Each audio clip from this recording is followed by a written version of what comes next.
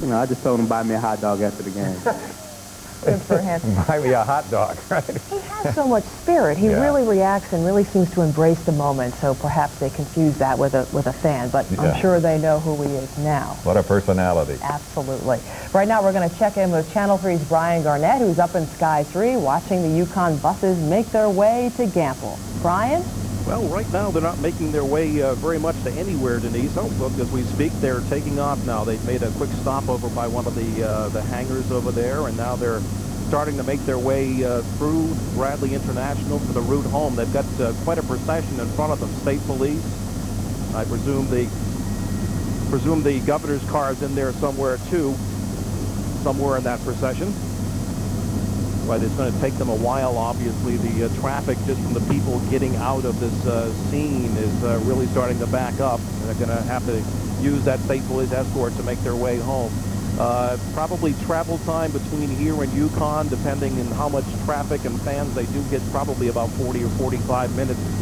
And once again, we're expecting, we've not seen it yet, but we're expecting that they're going to have quite a turnout in some of these overpasses, too, along the way. It looks as though it was reminiscent of treatment that is afforded heads of state. And I dare say all of those guys, the players and the coaches, are heads of state today. I was going to ask you what the difference was today, Al. Yes. They're probably getting better treatment than the heads of state will today. Well, there's the beautiful Connecticut countryside, the sun-splashed scene. As we get closer and closer to the first day of April, spring has arrived. It's the dawning of a new day because UConn, for the first time, has made it to the top of the mountain and has become the national champion of college basketball. Jim Calhoun also celebrating his first national title in 27 years as a coach, and he's been with UConn for the last 13 years. Now, Channel 3's Dennis House just called in, and what did Dennis have to say? I'm told that I-84 is already lined with cars, beeping their horns, waving signs, and fire trucks with flashing signs and banners and lights. So the crowds have come out along the route here to cheer on the team. We're getting bits and pieces of information in our ears as we are giving it to you. So bear with us, please. And stay with us because this is the best seat for watching everything that happens in this tribute to the University of Connecticut Huskies, the national champions of 1999, as they make their way in their caravan back to Gamble Pavilion and the homecoming rally.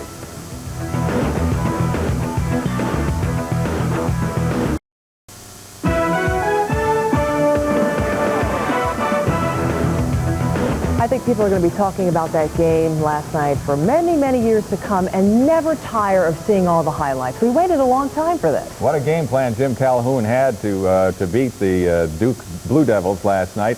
And Joe Tessitore, who was down there covering the game, has prepared this little package of some vignettes from the game, some segments that we'll always remember. UConn up early. Battier, the three, 7-2. This place sums things up early. The scramble for the ball, Elamine up to Rip Hamilton. Duke still led 9-6. Ricky Moore would give UConn his first lead. It was 12-11 at this point. Then Jake Voskel, defense becomes offense. Kevin Freeman, 26-24. Rip Hamilton would showcase his skills. Through the lane, 36-32 Connecticut. But to end the first half, Trajan Langdon and the foul, Duke 39-37. Second half, Battier, slam, 48-43 Duke. Then off the miss, Rip all the way. Connecticut on the baseline, 53-51. Ricky Moore would then find Rip Hamilton, but this time even bigger.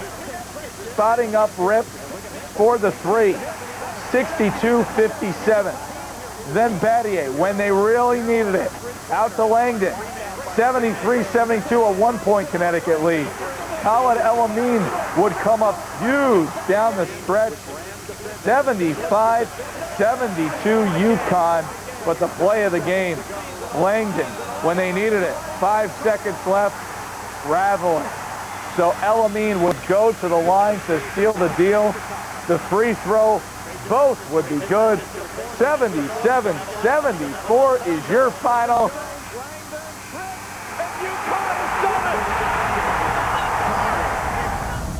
Wow, that was remarkable. Trajan Langdon, you know, he traveled, and that was a turnover, and then he had possession of the ball, trying to get it up the court. I was told later that that Avery was open, and if he could only had passed it up to Avery, Avery might have had a good look at the basket, but that was not to be, and nobody in Connecticut is unhappy about that. Nobody's complaining, that's for sure. Well, to bring you up to speed on what's happening this afternoon, 2 buses carrying the players, the coaches, the team are making their way to Storrs Gamble Pavilion, where a welcome home rally is planned for 4 o'clock. The doors open there in about a half hour at 3, and Channel 3's Jennifer Watson is already there at Gamble. Jennifer? You know, this place is completely empty right now. You folks remember where I was last night at Coach's in the middle of the madness? I'm not even used to the quiet here right now. There's something we want to show you. If Allison will just pan right up to the top, look at the scoreboard. UConn 77, Duke 74. Like, we needed to hear that. We all know that one. You know, in here right now, it's just basically us. It's the media getting ready for the onslaught of fans about to come in here in a little while. Outside, we are told there are already over 1,000 people lined up outside the doors, which are going to open at 3 o'clock. And, you know, the pep rally starts at 4 o'clock this afternoon. If you look in front of us, you'll see that the band is starting to come in. There are some long blue tables set up. That is where the print media will sit.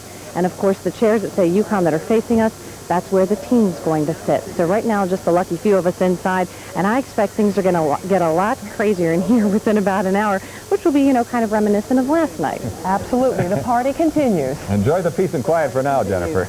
We'll check back with you a bit later. All right, see you in a little while. Okay, right now we're told that Congressman John Larson is on the line with us right now. Congressman, can you hear us? Congressman Larson, are you there?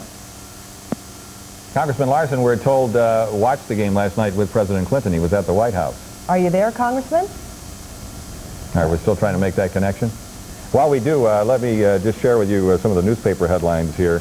A lot of folks didn't think they would see this, but a lot of folks were convinced they would. Waterbury Republican American calling them the champs, and a thriller to the last second. And then the Hartford Courant with its Husky Heaven headline. And this is rather clever, we thought. Yeah. King Khan. Okay. Nice work there with those headlines. We understand that Congressman Larson is now on the line. Can you hear us, Congressman?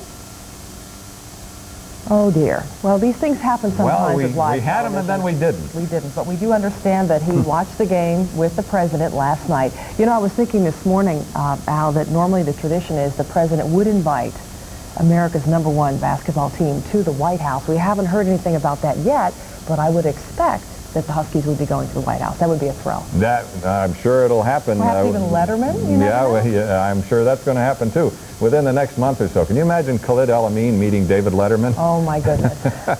I don't know. That would be fun to see. A lot of fun to see. All right, Kevin Hogan was sampling reaction of the fans at Gamble Pavilion last night and outside, where they had the bonfire and all the other light show and singing and festivities.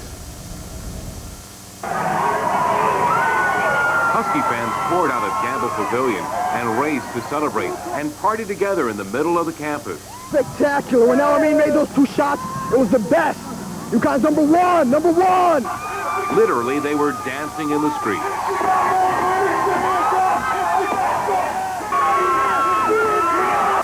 This is great for UConn.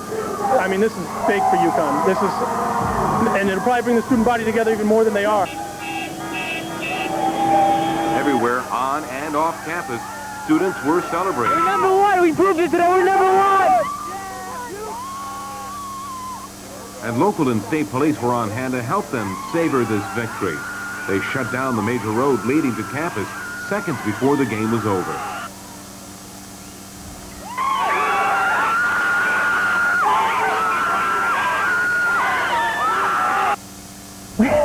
Letting it all hang out. Absolutely. I guess that's what it's all about. And it seems things went pretty smoothly there on the campus, which is a good thing. They did have extra police there, and everything seemed to be under control. We haven't heard any reports of any major problems, so that was good. We're going to take a quick break, and we'll be back with our coverage in just a moment. Tomorrow. We'll wrap up all the celebration after UConn's big win over Duke. And we'll tell you about those hidden costs you may not know about on your credit card. Eyewitness News this morning, weekdays from 5:30 to 8 a.m. Congratulations to the national champions, the UConn Huskies. This has really been an incredible season for Coach Calhoun, his first national title. Really, the month of March has been so momentous for him. He became a grandfather for the first time. Granddaughter Emily was born on March 5th.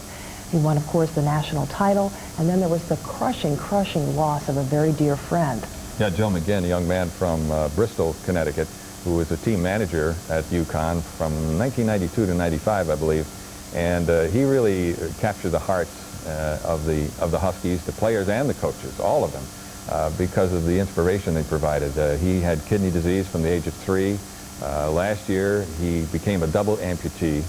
And in fact, I understand Coach Calhoun is the one who told him that that was going to have to happen. And they played this season. They dedicated it to Joe from the beginning. And then when he passed away, right after the Big East tournament, they had a little patch of black sewn onto their uniform in his memory, and they were playing for him. And then last night, Coach Calhoun in the news conference afterward mentioned when they were snipping down the net down at Tropicana Field, he left a little piece of the net up there on the rim in memory of Joe McGinn. That was so nice. One strand, he said. Coach showed a lot of heart, and we want to take a look back now at the man behind the UConn Huskies, Coach Calhoun. Here's Eric Clemens. Clearly, Jim Calhoun, through intelligence and sheer will, has helped mold the UConn basketball program into one of the best in the nation. Unfortunately, until this season, he had failed to break through into the Final Four. But now that he has, we've seen a definite change in the personality of Coach Jim Calhoun.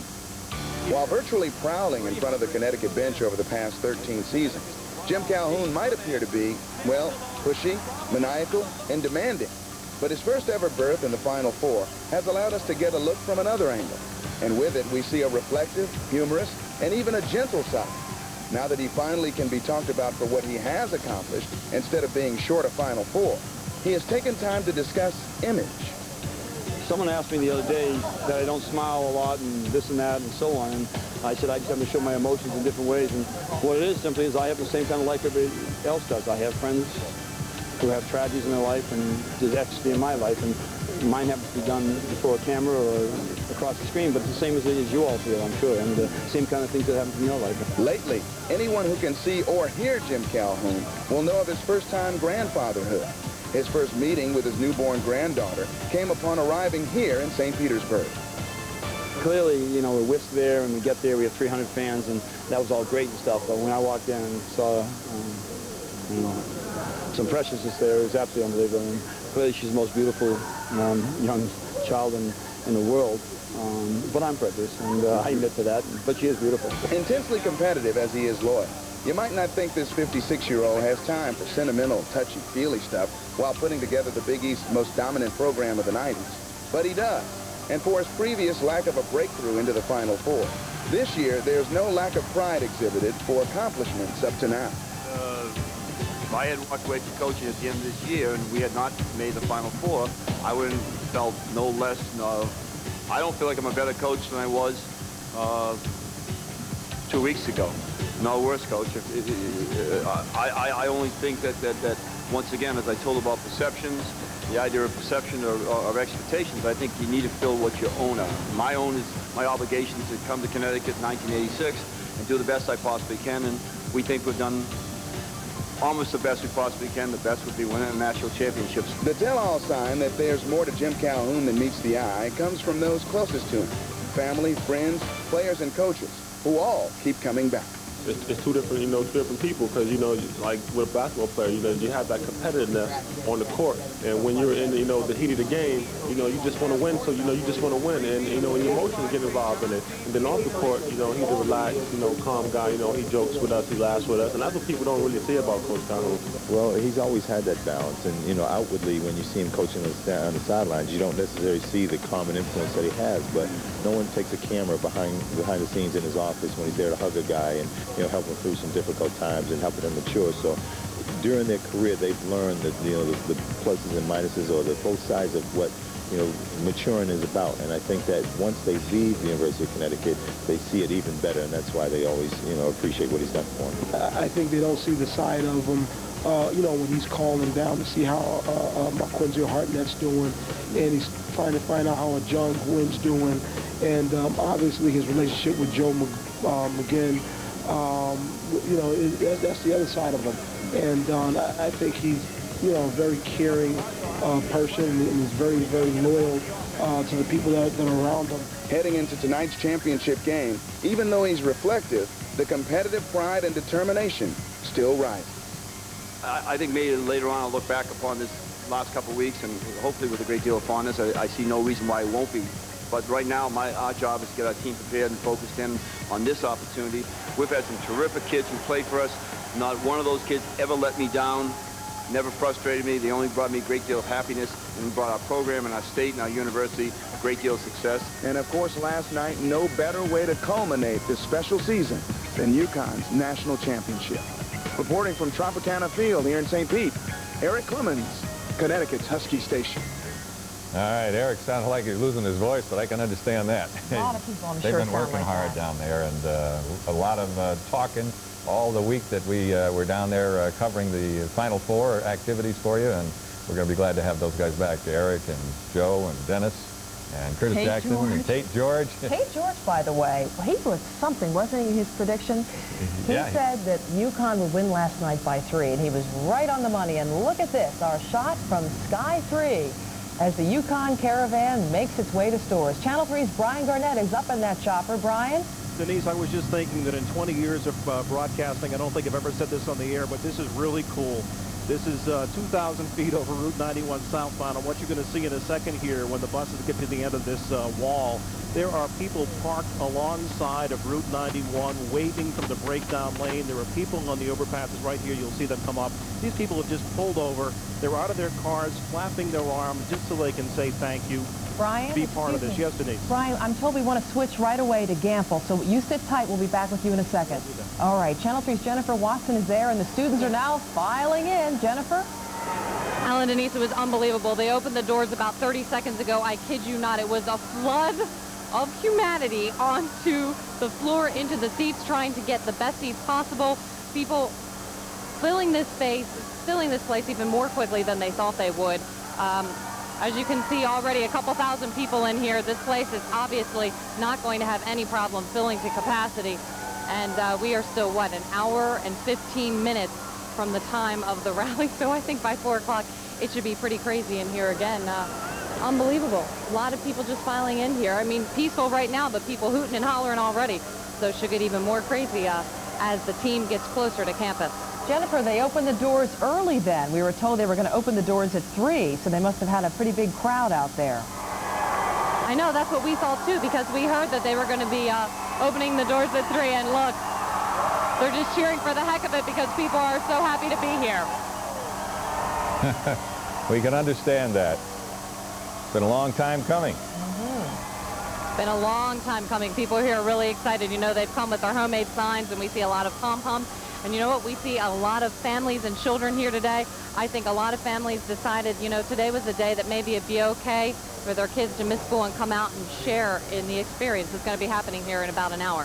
Yeah, it looks like the UConn Caravan, Jennifer, is probably about 20 to 25 minutes away from you. I think they're just now, from our Sky 3 shot, getting on to 291, which will connect with I-84. Is that right, Brian? Brian Garnett's up there in Sky 3. Brian, can you hear us? Yes, I can, Al.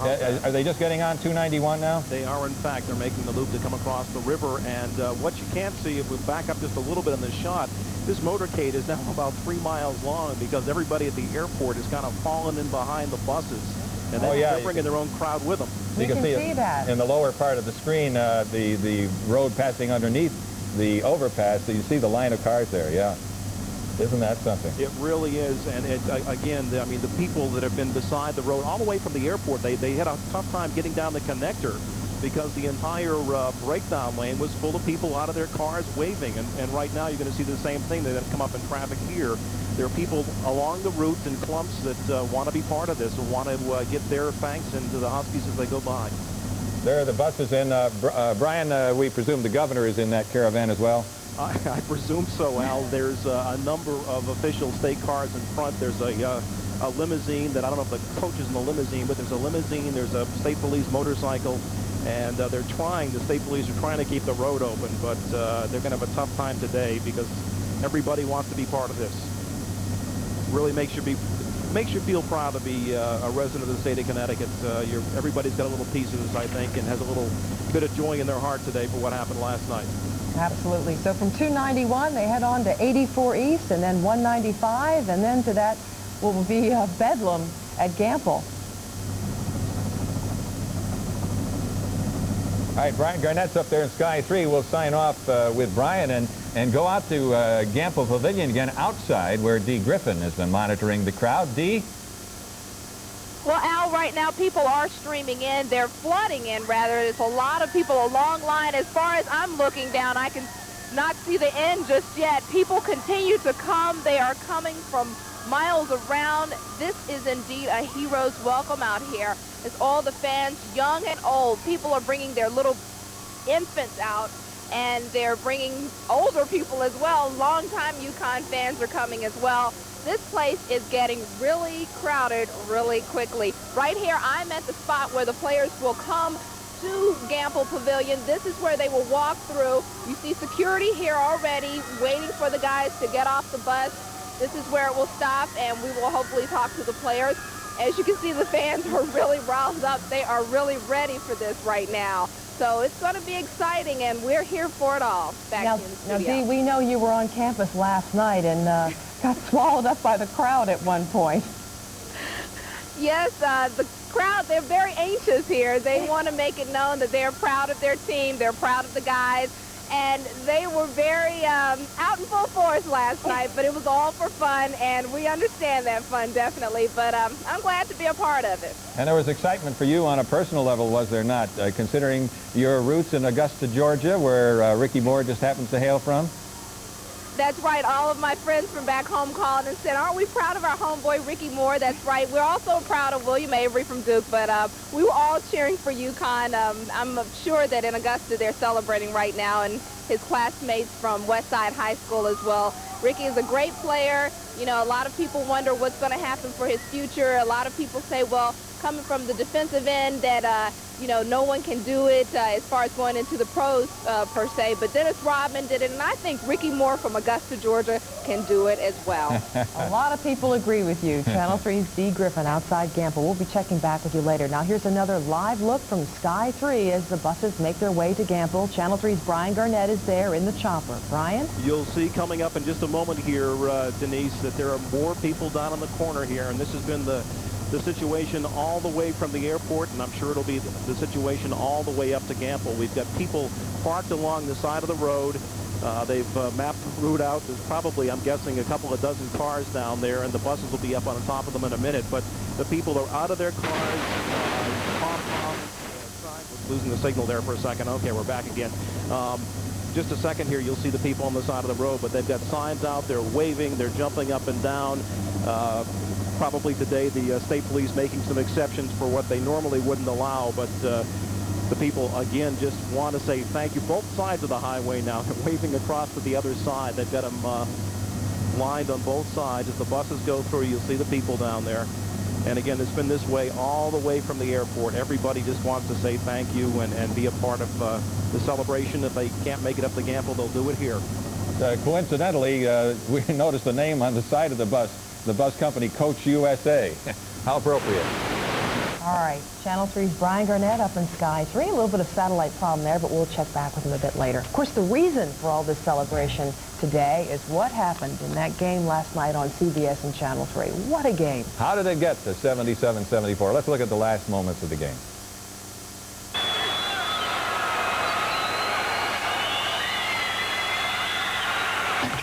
You'll need a three to tie.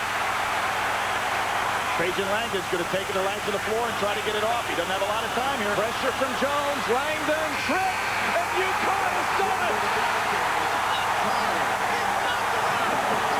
El Amin comes over and says, we shocked the world. Folks, you got to believe, because just when people say you can't, you can. And UConn has won the national championship.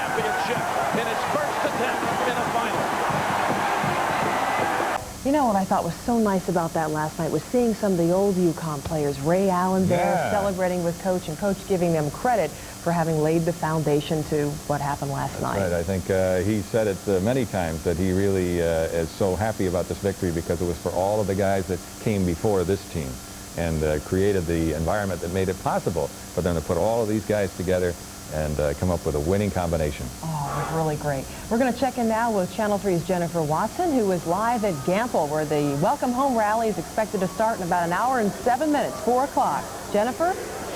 Hour and 7 minutes, I think, would be too long for these folks. They are ready to go now. This place is about 3/4 full. I'm going to step out of your way so you can take a look. I mean, look, people already have their seats, and people are still streaming in as fast as they can and working their way now to the top of Gamble to get their seats. And people have banners every few moments out here. People are doing cheers. The media is getting in place and getting ready, so when the team comes in and they're set up front, we'll be ready to take down every single thing that they say if we can hear them over the cheering of the crowd. So what we're doing right now is we're in big-time wait mode. And in the meantime, the party's going on without the team as they're waiting for them to get here. What's neat, Jennifer, what's neat is that you're seeing not just students, but you're seeing people coming from all over the state just to be there and welcome these guys home. People of all ages, of all kinds of backgrounds, everybody drawn together. Yeah, I'd say it's an even split between students and families out here today. As I said before, I see a lot of young students here today, which means their parents thought that this was important enough that they didn't necessarily need to be in school. Okay, there's the mascot. It's not going to take much to get people really excited tonight. And, of course, going to some of the youngsters in the front row, it's a big thrill for them. So, yeah, Denise. Jennifer, do you have a sense of what we'll be seeing at this Welcome Home rally? I see that the pep band is there, and as you mentioned, there are chairs for the players. There'll probably be some speeches. Have they told you specifically what we'll see? No, I think we've all been talking, some of us reporters, and it's going to be like enjoyable chaos. We're going to have the band going behind us as they just started to play. There are probably going to be a lot of cheers, hopefully speeches by the coach and by the players. And I think it's just going to be like a giant celebration where people finally can be in the same place with the team celebrating the national championship. We can't wait. It's a remarkable scene out there at the Gamble Pavilion, and it was a remarkable scene down there on the floor at the Tropicana Field. Wouldn't it have been great for so many of these people to have been down there too, to witness that moment in history? I think back to, I was in the Meadowlands the night that Duke beat UConn. Christian Laettner making that last-second shot. It was kind of poetic because just a couple of nights before that, Tate George had made the shot that he's living off every day, he says. The one that beat Clemson. And did you see Christian Laettner was in the Yes, audience last night watching the outcome of the game where Connecticut. And I can't help but think that so many of the UConn players noticed that he was there, and that's something that they wanted to show him. Absolutely, absolutely. All right, we're going to switch back to Channel 3's Jennifer Watson at Gamble. Jennifer, are you there? Yeah, Denise, we're here. You know, the band's been playing, and I'll tell you, we are now in a toe-tapping time. Take a look behind us. They're playing, and I mean, this is a crowd that clearly doesn't need any more riling up because they're already thrilled to begin with, but they're going to be getting it from the mascot, from the band, from the team, which will be here in now just a little over an hour. Jennifer, is the arena there nearly filled? The shot is widening out a bit, and we can see it looks about it's almost full. Yeah, you know what, Denise? I think what's left are those seats that we refer to as nosebleed seats, the ones nobody wants, but today will be valuable nonetheless. Those are the ones that are still available. And you can see that people are still coming in and still working their way up to the top to get a seat. This place filled up. I mean, what time was it? It was 2:45 when people came in. 13 minutes this place has been open. Yeah, I can imagine there's almost full. There are going to be a lot more people coming in because I think there are a lot of people who still think the doors weren't going to open until 3 o'clock and probably haven't bothered to show up down there until about now. Yeah, and they'll be lucky if it's standing room only. Hold on. We got to do a cheer with the mascot.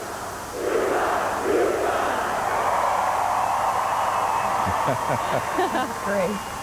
And wasn't that fun last night down at Tropicana where we had Tom Emery, Big Red as the UConn fans know him at the UConn games, where he was leading the people down there in the cheer. He was great. You know, it's not going to take anything out here for these people to start hollering. Anybody sits in their seat makes the shape of a U and everybody starts yelling. So, I mean, It's like it was last night. Everybody is together. Now they're waiting for the same moment. The hard part's over. They've won. Now they just got to wait for the team to show up and let the real fun begin. All right, Jennifer, we'll check back with you in just a few minutes. We're going to take a quick break here, so stay with us.